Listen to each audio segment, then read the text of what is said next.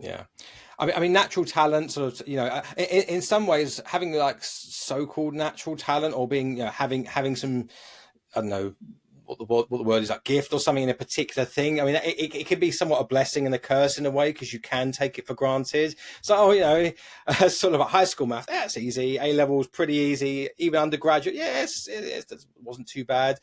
And but obviously, when you get to a certain level, it's like everybody has natural talent. But some of those people also work extremely hard. It's like that's the level you're at now, buddy, kind of thing. So so that is a completely different story. Natural talent is not necessarily going to kind of um, help you to go all the way there. You have to work extremely hard, just like the people around you are doing, who are also extremely talented. So you're like, yeah. I mean, I guess I've always been sort of reasonably humble, I think. So, It's like you don't want to let your natural gift or talent turn into a crutch. The moment you use it as a crutch, like you just rely on it and stop developing other parts of your game, that's the moment when you start hitting like a really sharp asymptote, right? It reminds me of, in the original Pasadena program, how you'd get some sixth graders who are like incredibly sharp.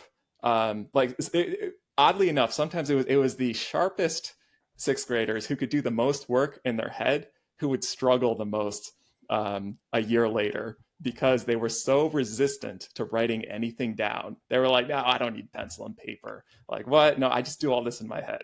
And I mean, there were others who were like that, but also like wrote things down, and things went smoothly for them. They went really far very quickly. It was great. But the ones who were very stubborn and used their outsized working memory capacity, it became into a crutch. They can only solve problems that they can immediately, like entirely fit in their working memory without usage of paper and pencil. That came back to bite them really fast. And in sports, you'd see this a lot of times. The guys who are blessed with speed, right? Like they have a higher gear, and then they could just run around people, whether it was basketball or football or soccer or whatever. They were just faster, a lot faster. And so they were a weapon. That speed was a weapon. Just like height can be, say, in basketball, or size in football, just having a lot of strength and size, or being, really tall is obviously can be a huge advantage. But speed was one of these. It doesn't matter what sport you're in. If you're really fast, like tennis, I mean, anything, you pick just about, other than maybe golf, but even golf, how fast you can swing a club, you can hit it a lot further than other people. But which is great, because you get this speed and you have this inherent advantage that's a weapon that can be leveraged. But the problem is, if you have a lot of speed, you can use that as a crutch instead of learning the skills, right? So where there are other guys would be like, well, I got to learn a lot more ball handling skills, or technical skills in soccer, where there's foot skills, and I got to just run past you. Like, I don't have to worry about. From the time I was like 11 or 10, I just go. And well, guess what? Now you're 15, 16, and you still have to develop the skills. With guys who are 13, 14, they're working it, because like I can't get past people by just running past them, because I'm not faster. So I have to like fake them out, which means I got to really work on this. And that would happen. And what happens with a lot of these guys is they would get to, say, college, or like Alex, you said, everybody's a good athlete, right? You went from, or the differential is much smaller. It's okay, well, you're fast still, but you're not that much faster, right? And there are some guys who are pretty close to as fast. There might be guys who are even faster, but it doesn't work anymore. And then all of a sudden, you should have been spending years developing these fundamental skills. And it's often too late, right? It's really hard to do that. So it's like, it's interesting, I mean, I think it's in everything. When you're having a natural gift, that you could also call it a natural curse, right? Because now it's like really special, and you don't have to do things that other people have to do, which are the things you need to be doing anyway. It's the duality of these pure skills. It's like, on one hand, like we can up your game by getting you faster, getting you stronger, just like in a pure sense, in the weight room, or just sprinting. But if that's the only thing that you lean on, like if that's your entire game, then you're limiting yourself, right? It's like Well, and it was so tough because you and I both taught and worked with these sixth graders when they're first learning algebra, and you know, my son Colby was the all-time worst. Oh my God. Yeah. The all-time worst. This is true. And the reason is because he could get away with it. It was so hard to convince. And I had this other kid, Nathan, who was a year younger than Colby, and I was like, dude, I know you, kid. Like, I'm telling you. Like, I know you can do all these steps in your head, but you will eventually run into a point where it's not going to work so well.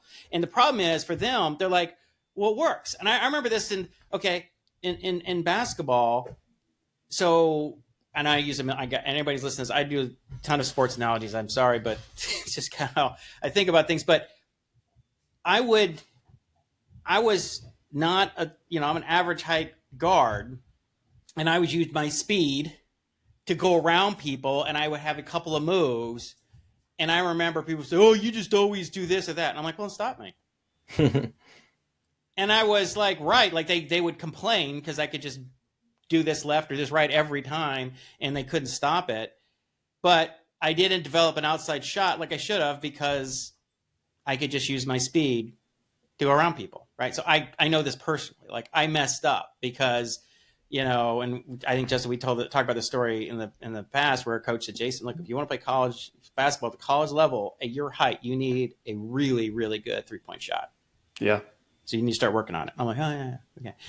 So, yeah. So the thing is, it's the more of an advantage this gift gives you, the harder it is to break them usually. I mean, sometimes it's just a matter of what their coachability is, right? But as with kids, if something works, you say, no, don't do that, do this. And they're like, it works. Like, why would I not do that?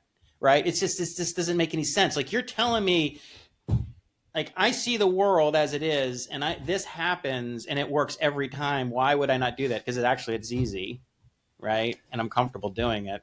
But it's especially when it's a curse. It locks that in, and it's so hard to break for an adult who's like, "Look, kid, I'm trying to help you, man. Like, I'm trying to help you. Please."